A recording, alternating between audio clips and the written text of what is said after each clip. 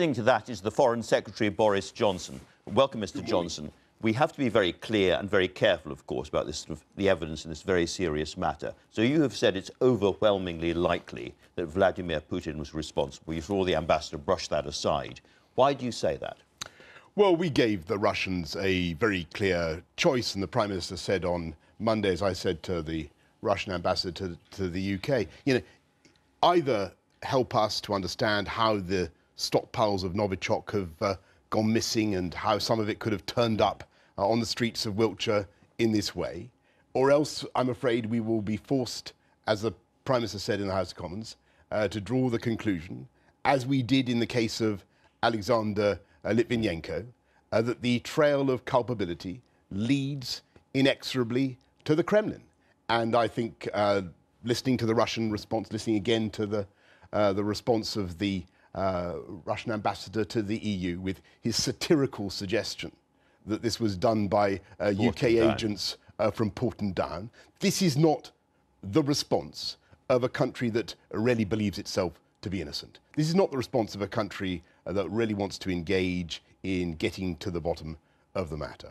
The Prime Minister told the House of Commons there were two possible explanations of this. Either this was a deliberate attack by the Russian state, or else the Novichok had come out and become and got into the hands of criminal gangs. You seem to be excluding the latter possibility now. We gave the Russians every opportunity to come up with an alternative hypothesis, such as the one that you have just described, and they haven't. And their response has been a sort of mixture of smug sarcasm and denial, obfuscation, and delay. So what we are doing on the Novichok and on the nerve agent, what we will do is tomorrow, technical experts from the Organisation for the Prohibition of Chemical Weapons will come from The Hague to the UK.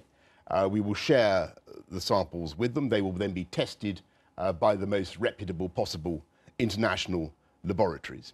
And I might just say, in response to Mr. Chizov's point about Russian stockpiles of chemical weapons, we actually have evidence within the last 10 years that Russia has not only been investigating the delivery of nerve agents for the purposes of assassination, but has also been creating and stockpiling Novichok. So that was a direct lie that I was being given there.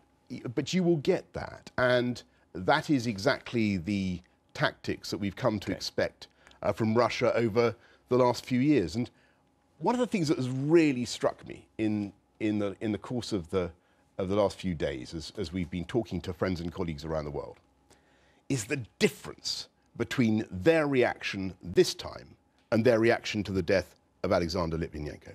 And then back in 2006, there was much more hesitation, much more people saying, well, perhaps it could be rogue elements of the Russian state and so on and so forth. Now you have people such as Nikki Haley, the US ambassador to the UN, with her very, very powerful denunciation of Russia, and my colleague Jacek Kapuczynski on Friday in London, pointing the finger squarely at Russia. And I think what that indicates is the change in people's attitudes towards Russia because of the experience of the last 10 years. Is it change in attitudes, their attitude to us? They don't really care anymore what we do or say. I think that it's obvious that they do care, and I think that is one of the reasons why the UK is, as it were, in the Kremlin's crosshairs, because they look at us and they think this is the country that time and again has called Russia out, has stood up to Russia when it comes to Crimea, to what they've been doing in Syria. And just to get back to the point I was making just now about the international response. I want to ask you about.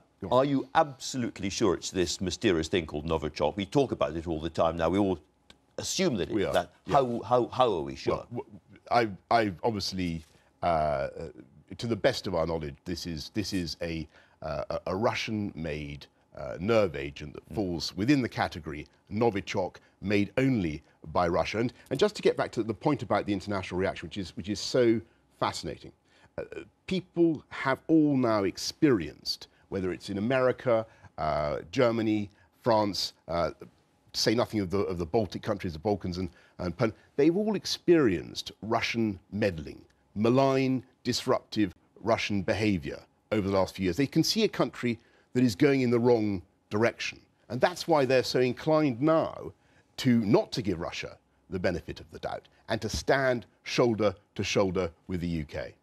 Do you think, given that background, that 2% is enough for our defence spending? An awful lot of your colleagues, including Tobias Ellwood, Defence Minister, it's no longer enough. What's happened to the dollar, but also the threats that we now face from the East, that we do need to protect ourselves better as a country than we have been doing, and we need to spend more money. Well, we are one of the biggest spenders on defence in NATO, as you know, where we contribute about 20% of European defence spending already, and it's quite right that we should spend well on our defences. And my question is, should we be spending more than we are targeted to at the moment? We must make sure that we are adequately and properly defended, and certainly that is a case that I make, and I know the Chancellor and other ministers certainly have been making that case. But when it comes to the defences of this country, we are also ensuring that we're protected against cyber attack and attacks on our critical national infrastructure and other such threats. We read today that there has been increased worry about attacks on the infrastructure, electricity supply, nuclear power stations, water and so forth. Is that something the government is worried about at the moment? Well, as I say, it's something, obviously, it's a threat that has changed over the last few years because cyber attacks are a relatively new development, but we have the National Cyber Security Centre. We have fantastic preparations against such threats. You'll have heard the ambassador talking about Nikolai Glushkov. Do you think the death of Mr. Glushkov is connected to this affair? That's a matter for the police, and they have to get on with their investigation. I have no evidence of any connection. Now, the ambassador also said that the Russians are prosecuting the deaths of the daughter, Mr. Kripal, and Mr. Glushkov, because they're both Russian citizens, and that their people will be arriving here and talking to our police, looking for cooperation. Will they get cooperation? We have wanted cooperation from the Russians in this matter for some days, and we've been greeted with a lot of sarcasm and I think plainly an attitude of a country that is guilty of this matter. If we can genuinely be of assistance to the Russians in getting to the bottom of what has happened, then we will do that. I rather doubt whether they are entirely serious in what they're doing. Okay, but if Russian investigators arrive in London and say, we're interested in the attack on Yulia and the death of Mr. Glushkov, we would like to work alongside the British police and have access to the investigation that we're conducting, they will be given that. We will do everything we can to assist in getting to the bottom of what has happened. Whether it is appropriate to have Russian investigators on UK soil engaged in trying to get to the bottom, I somewhat doubt. But what we will certainly do, as I said earlier, we will help as far as we can. What we will do is we will ensure that, and this is I'm afraid the ambassador was completely misleading about the UK's obligations under the Organisation for the Prohibition of Chemical Weapons. We have followed those obligations to the letter. And what we will be doing now is getting the samples and making sure that they are available to the technical experts to allow them to elucidate exactly what they are. And I think you would agree. I think you would agree that they are a rather more reliable, and I think the British people have much more confidence in what they do than in any Russian investigation. Let's move on to what happens next. We kicked out 23 of their people we regard as spies. They've kicked out 23 of ours. Tit for tat, is that? Well, there is a normal symmetry in these diplomatic affairs, and you would expect that. Look, you've got to understand. Is it going to go further than that symmetry is what I'm asking, really? We will discuss at the National Security Council this week what further measures, if any, we may want to take. But I would just stress this, that the UK is already pursuing a number of measures. Hardening our borders. Of course, we're pursuing the diplomatic expulsions. Let me ask you about money. But we are also going to be using the tools that are available to us under existing statute to pursue those who may have corruptly obtained their wealth. We will be going further with what is called a Magnitsky clause in the sanctions bill, and so all these things are moving forward at the same time. 2 weeks ago, the Labour Party put down Magnitsky Act amendments, and the Conservatives voted against them. Why was that? Well, there were deficiencies in the way those amendments were drafted which didn't make them suitable. But we are working to get provisions that will allow those who've been responsible for gross violations of human rights to be prosecuted and not to be able to come to this country. To be absolutely clear, you are going to, as a government, you're going to go after named individuals who have in the past been able to wash their money through London, invest in housing and so forth, and you're going to grab their money. Well, we live in a democracy under the rule of law. It's not open to me, as a politician in this country, to direct the law enforcement agencies to go after such and such a person. That's what they do in Russia. What we have said, and what we have statute now since April last year under the Criminal Finance Act to do this. We have said that where people have obtained wealth by corruption and where we can see a link with the Kremlin, with Vladimir Putin, it may be possible to have unexplained wealth orders and other sanctions on those individuals. And that work is going on now, and it will be intensifying. But you would not expect me, to reveal the names. Labour says that part of the Conservative hesitation in this is that you, as a party, have been taking far too much Russian money for far too long. And there's the case of the lady Lyubov Chernukin, who paid £160,000 to have a game of tennis with you. Yeah.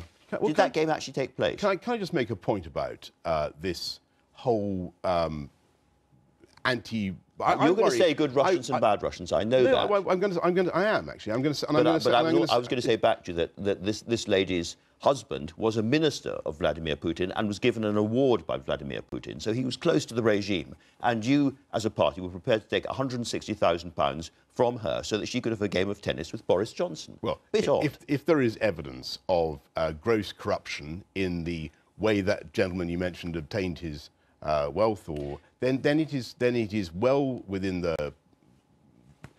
It is possible for our law enforcement agencies to deprive him of his wealth with an unexplained wealth order.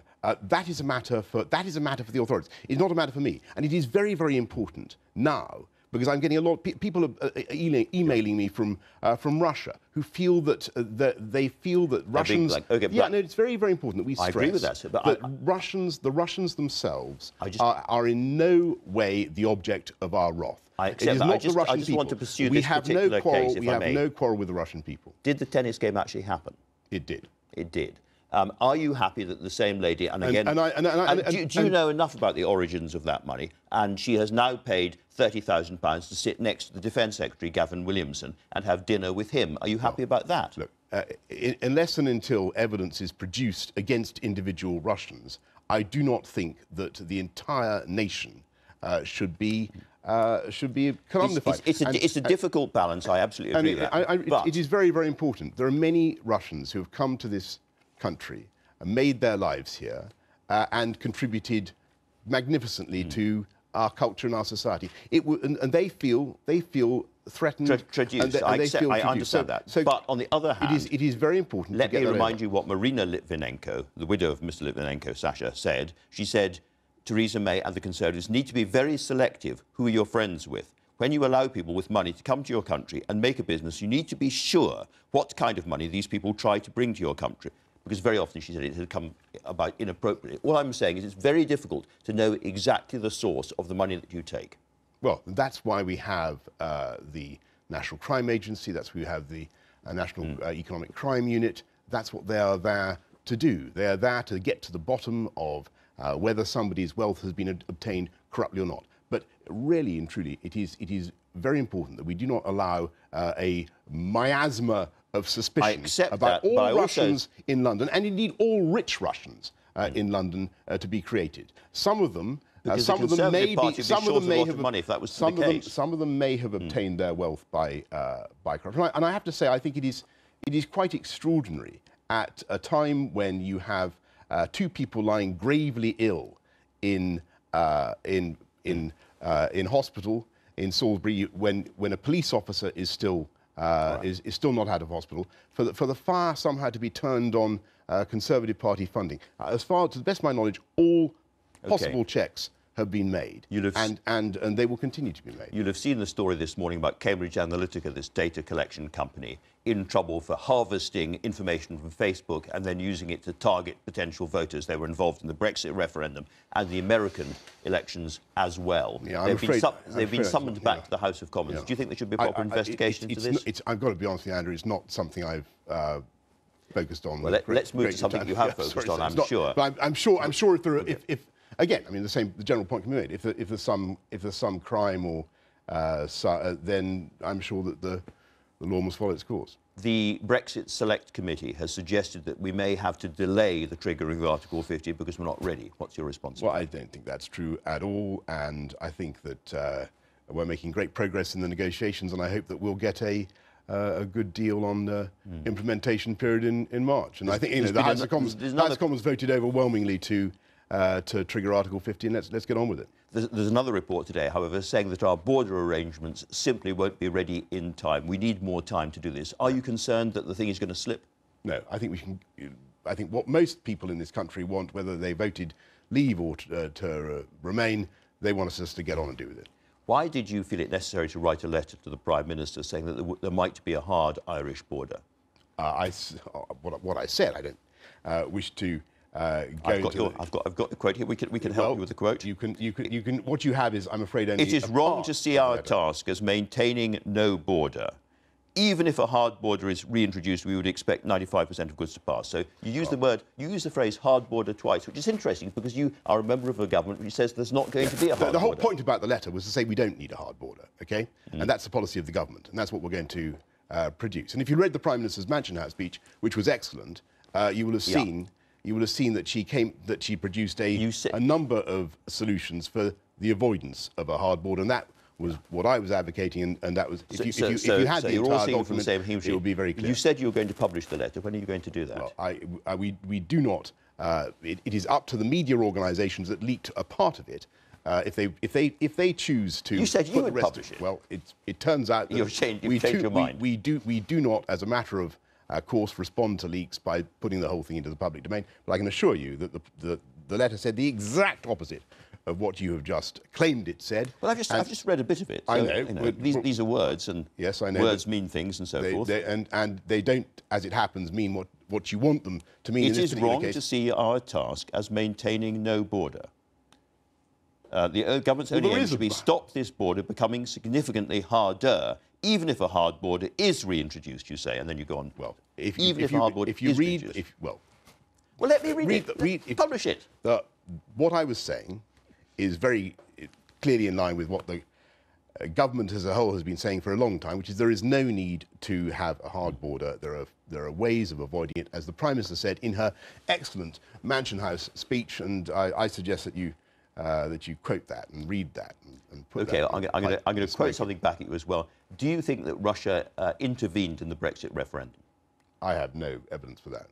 You've said in the past you didn't think they successfully intervened, but you have no evidence that they intervened at all. I certainly have no evidence that they successfully intervened, no. Certainly not. OK, no. One last Brexit-related question, then we can move on. We haven't spoken for a little while. As one of the great cheerleaders for Brexit, when you look at what's happening now, when you look at the fact that the European Court will have some influence on us after we leave, when you look at the fact we're going to be paying money in to be members of some agencies, and you look at the timescale of all of this, are you completely cheerful that it has turned out as you wanted it to do? I think we've got ourselves into. I do. I think that the Mansion House speech was a great step forward, and I think it shows exactly the type of deal we want to get. We're not going to have the influence of the European Court of Justice. We're not. I don't know why you're saying all this sort of BBC claptrap. No, we're not going to be paying in. We're not going to be paying in. If it's claptrap, it's the Prime Minister's claptrap. We're not going to be paying in. We're not going to be paying in after we come out. Yes, there will be an implementation period, but after we come out, we'll have what is effectively a gigantic free trade deal with all sorts of bolt-ons. And the advantage of the new arrangements, as the Prime Minister spelt out at Mansion House, is that it will be possible for either side to do things differently, to do things in their own way, and so there will be an independent arbitration panel that will be able to decide whether. Can I just finish the point? So you just respect me. Okay. There will be an independent arbitration panel that will be able to decide whether or not there is a distortion of trade entailed. So, Okay. so we have, on money, on borders, on laws, you are seeing the fulfilment of the pledge But to we take have back control. We have also taken back. We have to take back control of the clock and the time because we have run out of time. Boris Johnson, for now. Thank you very much indeed. Now, look at what's coming up straight after this program.